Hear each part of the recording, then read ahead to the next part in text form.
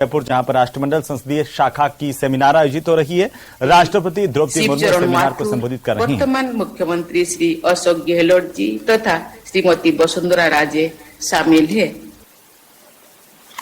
श्री रामनिवास मिर्धा, श्री लक्ष्मण सिंह, श्री पूनम चंद बिश्नोई, श्री परशुराम मदरेणा, श्रीमती सुमित्रा सिंह तथा वर्तमान अध्यक्ष डॉक्टर सीपी जोशी जी जैसे अध्यक्षों ने राजस्थान विधानसभा का कुशल संचालन किया है। राज्यपालों, मुख्यमंत्रियों तथा अध्यक्षों की प्रभावशाली सूचियों में से मैं कुछ नामों का ही उल्लेख कर पाई हूं। देवियों और स्वजनों, राजस्थान की ही नहीं बल्कि पूरे देश की राजस्थान में राजनीति में श्री भैरव सिंह शेखावत जी ने अपने विशाल व्यक्तित्व के अमिट छाप छोड़ी है। उन्होंने राजस्थान के विकास और हमारे लोकतंत्र को मजबूत करने में अत्यंत प्रभावशाली योगदान दिया है। एक साधारण परिवेश में जन्मे श्री भैरव सिंह शेखावत जी ने कड़ी मेहनत, संघर्ष तथा जनसभा के दृढ़ संकल्प के साथ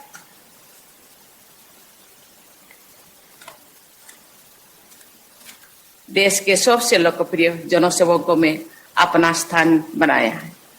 राजनीति में उनका अद्भुत दौर राजस्थान में होने वाले बदलावों के समानांतर आगे बढ़ा।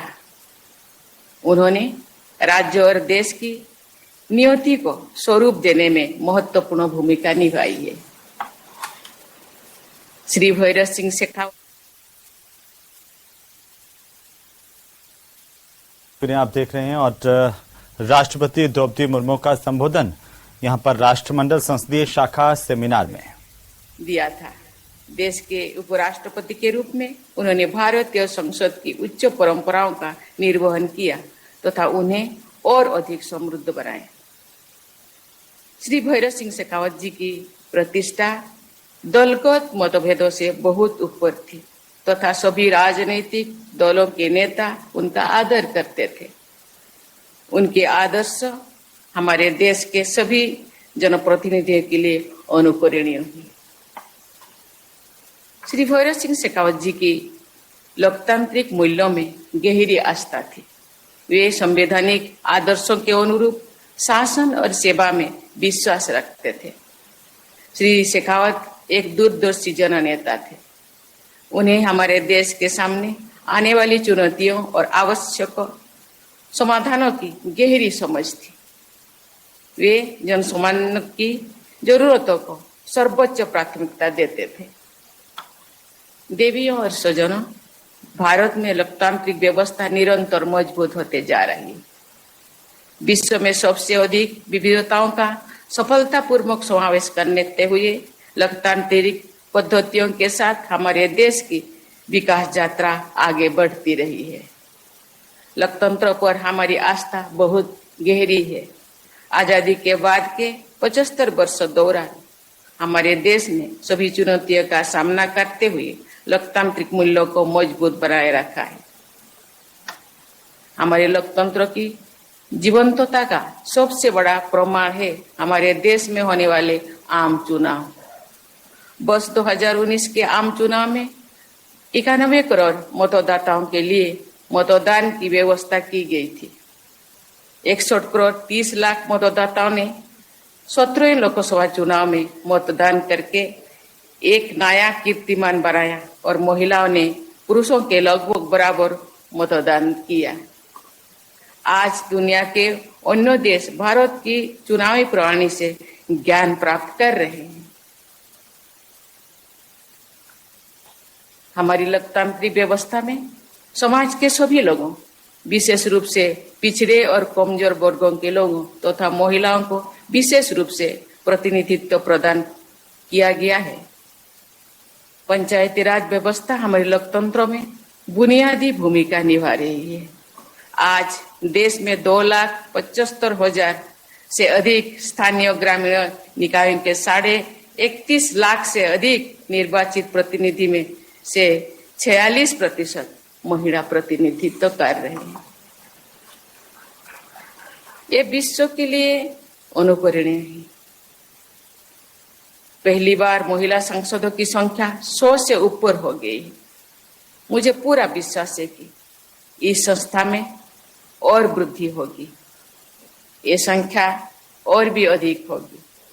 भारतीय लोकतंत्र की सफलता में राजस्थान के निवासियों की और जनप्रतिनिधियों की बहुत बड़ी भूमिका रही है। इसके लिए मैं राजस्थान के सभी लोगों और जनप्रतिनिधियों की सराहना करती हूँ। इस राज्य के परिश्रमी और उद्यमी लोगों ने प्रतिकूल प्राकृतिक चुनौतियों के बावजूद अपनी विकास यात्रा को निरंतर आगे बढ़ाया है।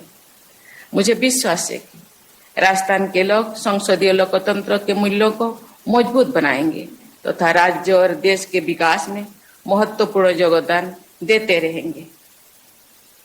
ये श्री भैरव सिंह शेखावत जी के प्रति सच्ची श्रद्धांजलि होगी। मैं आप सबके उज्जवल भविष्य की मंगल कामना करती हूँ। धन्यवाद। जय हिंद, जय भारत, जय राजस्थान। धन्यवाद, बहुत बहुत धन्यवाद माननीय राष्ट्रपति महोदया। और आइए हम सब अपने स्थान पर खड़े होंगे राष्ट्रगान के लिए।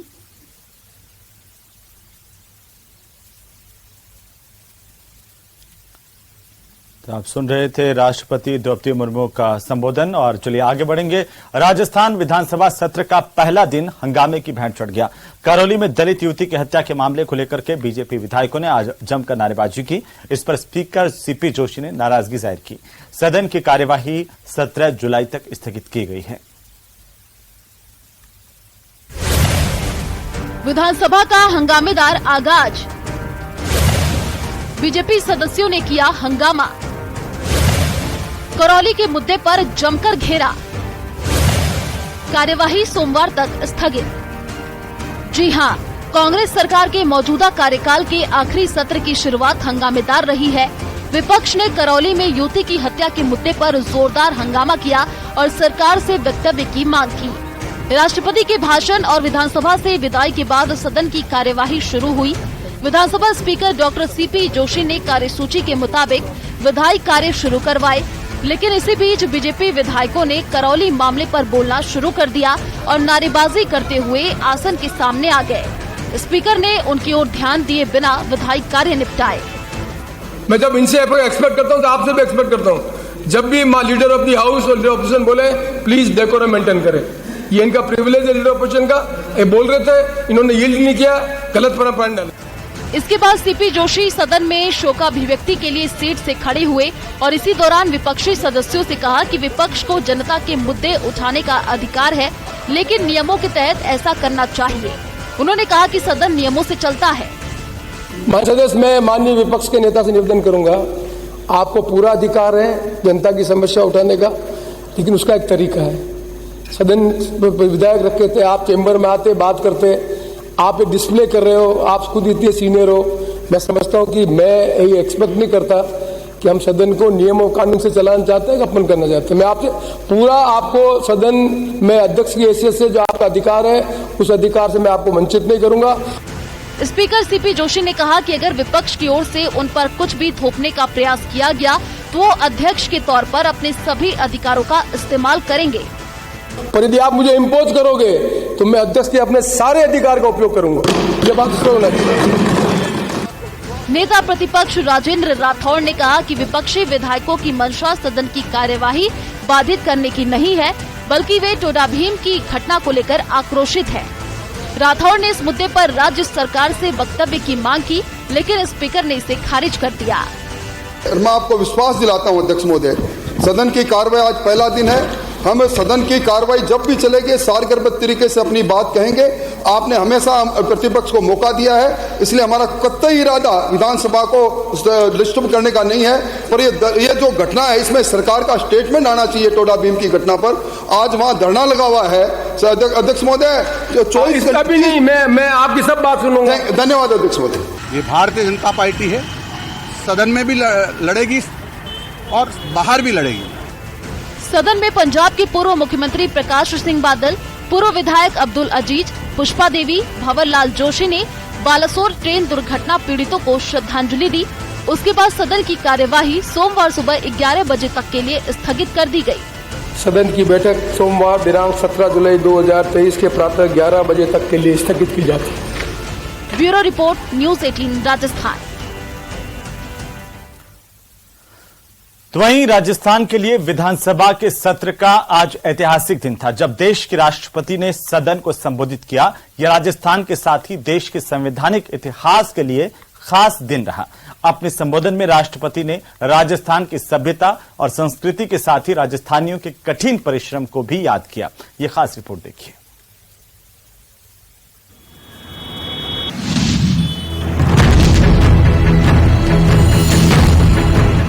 विधानसभा में राष्ट्रपति का अभिभाषण।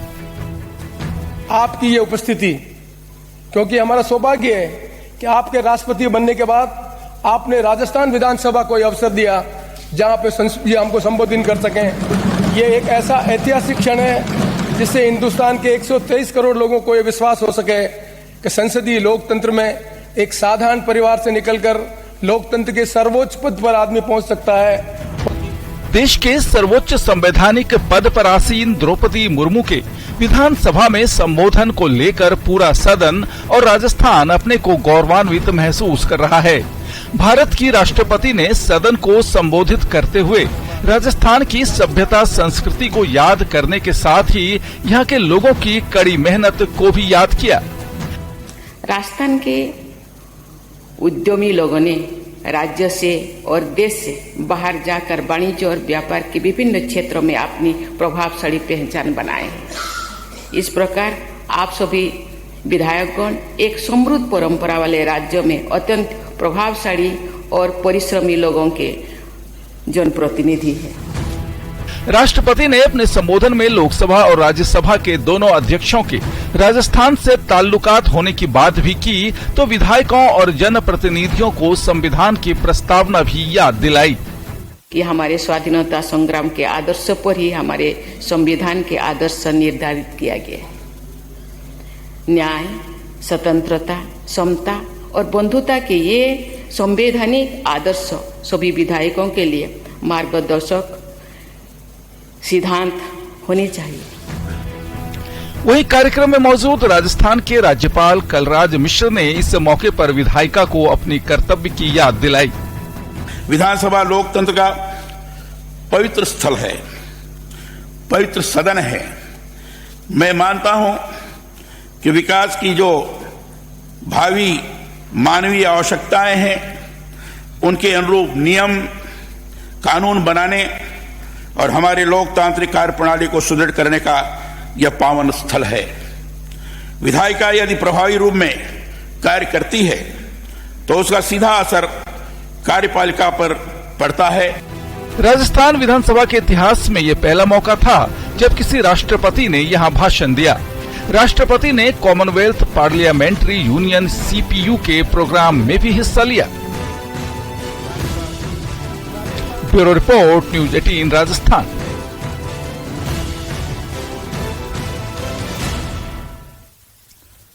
तो खबरें अभी और भी हैं, लेकिन तो चलिए ब्रेक के बाद एक बार फिर से आपका स्वागत है। विधानसभा चुनाव को लेकर बीजेपी ने अपनी रणनीति तय कर ली है। तो बीजेपी के नए चुनाव प्रभारी ने अपने पहले जयपुर के दौरे में आक्रामक तेवर दिखाकर यह साफ कर दिया कि पार्टी गहलोत सरकार को उनके ही दांव में फंसाकर सत्ता में वापसी की कोशिश करेगी। रिपोर्ट देखिए।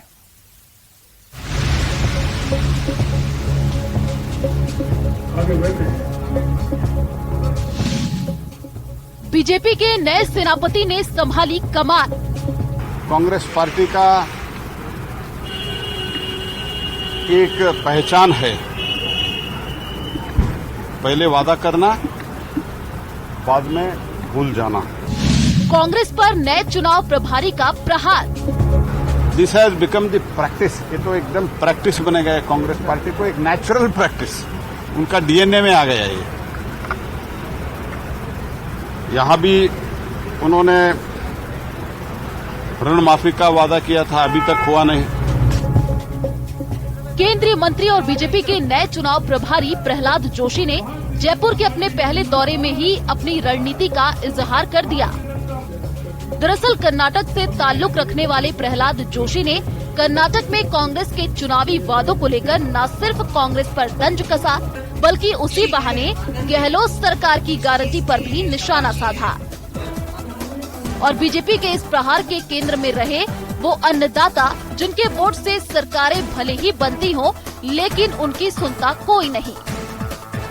19,000 से ज्यादा फार्मर्स का लैंड ऑक्शन में आ चुका है। इनके झूठे वादे के कारण, only for because of his false promise, आज 19,000 फार्मर्स संकट में खड़े हुए हैं। वहीं बीजेपी के चुनाव प्रभारी ने बीजेपी विधानसभा प्रभारी, संयोजक, जिलाध्यक्ष, जिला प्रभारी और प्रदेश स्तरीय कार्यकर्ताओं को संबोधित करते हुए प्रहलाद जोशी ने राजस्थान में कानून व्यवस्था की खराब हालत, खासकर महिला सुरक्षा को लेकर के भी सरकार पर निशाना साधा।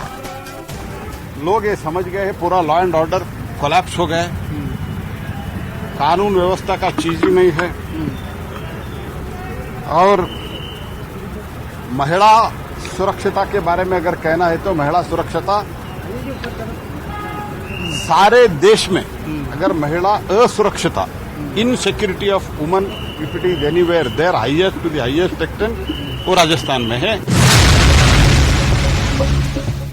प्रहलाद जोशी ने राजस्थान में 2/3 बहुमत के साथ सत्ता में वापसी का दावा किया, तो प्रदेश बीजेपी अध्यक्ष सीपी जोशी ने भी कार्यकर्ताओं को केंद्र की योजनाओं को जन जन तक पहुंचाने का मंत्र देते हुए बीजेपी की रणनीति साफ की।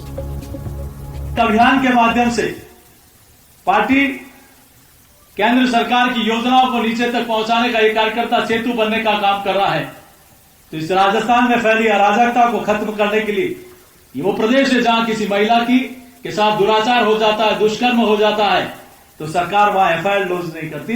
ये वही कार्यकर्ता है जो उस परिवार को सुरक्षा देने के लिए, न्याय करने के लिए वहां पूरी ताकत के साथ खड़ा रहता है, डटा रहता है। दरअसल पहले हिमाचल और फिर कर्नाटक में जन कल्याणकारी योजनाओं के जरिए सत्ता की दहलीज तक पहुंची। कांग्रेस ने राजस्थान चुनाव के लिए भी वही मॉडल अपनाया है, तो बीजेपी भी कांग्रेस की जन कल्याणकारी योजनाओं की खामी गिनाने के लिए अपने पुराने मॉडल पर कायम है। हालांकि इतना तय है कि राजस्थान की चुनावी जंग की स्क्रिप्ट दोनों ओर से लगभग तैयार हो चुकी है। माता की भारतीय जनता पार्टी जिंदाबाद, भारतीय जनता। तो चलिए आगे बढ़ेंगे और इसी बीच बड़ी खबर है, कांग्रेस के प्रदेश कार्यकारिणी की कल बैठक होने जा रही है। सुबह 10 बजे पीसीसी मुख्यालय में यह बैठक होगी। बड़ी जानकारी है इस वक्त की। पीसीसी चीफ गोविंद सिंह डोटासरा, प्रदेश प्रभारी सुखजिंदर सिंह रंधावा इस बैठक में मौजूद होंगे। साथ ही सह प्रभारी अमृता धवन भी इस बैठक में मौजूद होंगी। मुख्यमंत्री अशोक गहलोत वर्चुअली इस बैठक को संबोधित करने जा रहे हैं। नवनियुक्त पदाधिकारी सभी जिलाध्यक्ष बैठक में मौजूद रहेंगे। आगामी चुनाव की रणनीति को लेकर के पार्टी मंथन करेगी। टीम डोटासरा कल जीत का संकल्प लेगी। सीएम अशोक गहलोत वर्चुअली इस बैठक को संबोधित करेंगे। बड़ी खबर है इस वक्त की, राजधानी जयपुर से इस वक्त की सबसे बड़ी खबर कांग्रेस के खेमे से।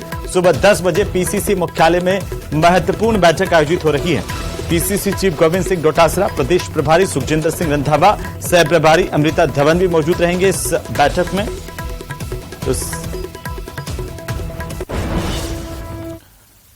तो चलिए आगे बढ़ेंगे। केंद्रीय मंत्री गजेंद्र सिंह शेखावत सिरोही और भीनमाल के एक दिवसीय दौरे पर आज सिरोही हवाई पट्टी पहुंचे। मंत्री के एक दिवसीय दौरे को लेकर कार्यकर्ताओं में उत्साह देखने को मिला। कार्यकर्ताओं से मुलाकात कर पटना में हुई हिंसक घटनाओं की निंदा शेखावत ने यहां पर की। क्या कुछ और कहा, सुनिए।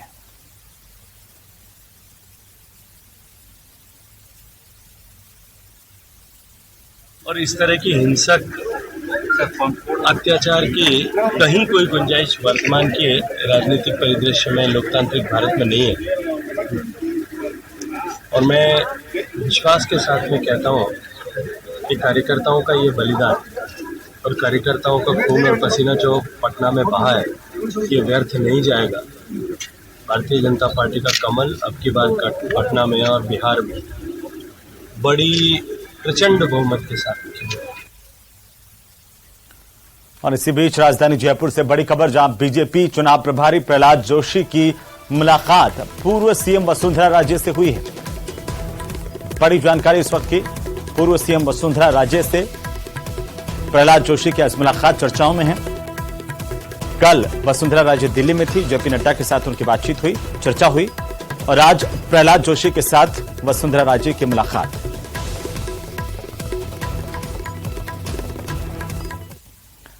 तो चलिए फिलहाल वक्त तो चला एक छोटे से ब्रेक का। ब्रेक से लौटेंगे तो हम आपको दिखाएंगे 5 मिनट में 33 जिलों